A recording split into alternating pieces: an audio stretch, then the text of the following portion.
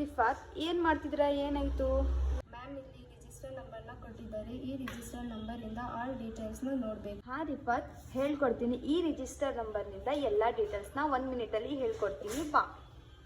ಹಾಂ, ನಿಮಗೆ ಇಲ್ಲಿ ರಿಜಿಸ್ಟರ್ ನಂಬರ್ನ ಕೊಟ್ಟಿದ್ದಾರೆ. ನಿಮಗೆ ಯಾವ್ದು ಬೇಕು ಆ ರಿಜಿಸ್ಟರ್ ನಂಬರ್ನ ಕಾಪಿ ಮಾಡ್ಕೊಂಡು ಇಲ್ಲಿ ಪೇಸ್ಟ್ ಮಾಡ್ಕೊಬೇಕು. ಪೇಸ್ಟ್ ಮಾಡ್ಕೊಂಡಾದ್ಮೇಲೆ ಈ ರಿಜಿಸ್ಟರ್ ನಂಬರಿಂದ ನಿಮಗೆ ನೇಮ್ ನೋಡಬೇಕಂದ್ರೆ =VLOOKUP ಫಾರ್ಮುಲಾನ ಯೂಸ್ ಮಾಡಿ ಬ್ರ್ಯಾಕೆಟ್ ಓಪನ್, ಸೆಲೆಕ್ಟ್ ರಿಜಿಸ್ಟರ್ ನಂಬರ್ನ, ಆಮೇಲೆ ಕಾಮಾ, ಟೇಬಲ್ ಅರೇನ ಸೆಲೆಕ್ಟ್ ಮಾಡ್ಕೋಬೇಕು. ಇಲ್ಲಿ ಟೇಬಲ್ ಅರೇ ಅಂತ ಕೊಟ್ಟಿದ್ದಾರೆ. ಫಸ್ಟ್ನೇ ಬಾಕ್ಸ್ನ ಸೆಲೆಕ್ಟ್ ಮಾಡ್ಕೊಬೇಕು.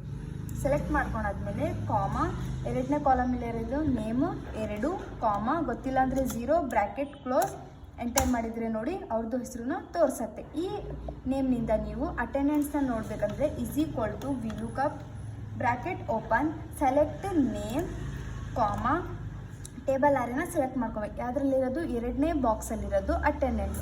ಅಂದರೆ ಇಲ್ಲಿ ID ಇಲ್ಲ, ನೇಮ್ ಇರೋದು. ಅದಕ್ಕೆ ನಾನು ನೇಮ್ನ ಸೆಲೆಕ್ಟ್ ಮಾಡಿದ್ದೀನಿ. ಆಮೇಲೆ ಟೇಬಲ್ ಅರೇ ಎರಡನೇ ಬಾಕ್ಸಲ್ಲಿ ಇರೋದು ಅಟೆಂಡೆನ್ಸ್ ಅಂದರೆ ಎರಡನೇ ಬಾಕ್ಸ್ನ ಸೆಲೆಕ್ಟ್ ಮಾಡ್ಕೊಬೇಕು.